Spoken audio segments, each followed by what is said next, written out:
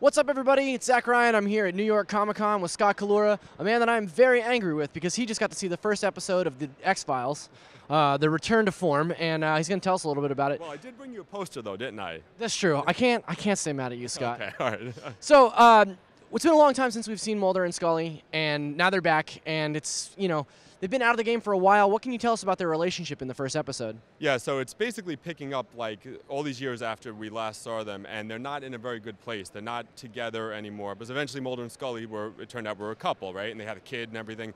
They're not together anymore. Scully is, of course, in a hospital. She's a surgeon. She's doing her thing. Mulder is like living in like a cabin out in the middle of nowhere, and he's kind of scruffy and a little down on his luck and trolling the internet looking for all the clues to what's out there or not out there. But they come together again because there's a sort of a new arc that they're going to embark upon, and so of course they're back together. But things are not good between them at all. That's a real bummer to hear. Yeah. But it makes for a much more interesting, much more complex opening, I think, too. So now you also mentioned that Joel McHale plays a huge role this season. Yes. In just this first episode, can you tell me about what you saw of his character? Yeah, it's really interesting because when you kind of heard that he was in it was tough to get your head around it a bit. But he plays sort of a really extreme version of a Bill O'Reilly type character, like a TV commentator, super conspiracy theory nut, but he takes it really far, and he's almost like the ultimate version of Mulder in a way. But he's gotten rich off it as well. He has limos, he has a helicopter because of his conspiracy theories, but he calls the X-Files back into action, Mulder and Scully, and they kind of all have to come together because of something that he has discovered.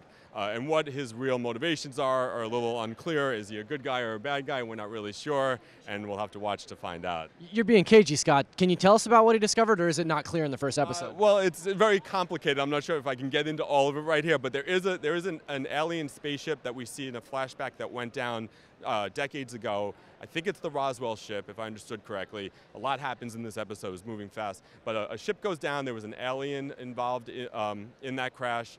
And experiments are now, of course, still happening in this time period related to that. And McHale has stumbled upon perhaps one of the victims of whoever is up to the current conspiracy involving all that. So very, very interesting. Convoluted X-Files stuff, but cool and a lot of fun too, actually. Right on. And he said that there was a Q&A with Chris Carter and David Duchovny. What can you tell us? Did you get anything interesting from that? There was more kind of chit-chat, having fun. The crowd was just so psyched to see them, and it was fun to see them. They didn't divulge too many details. They did.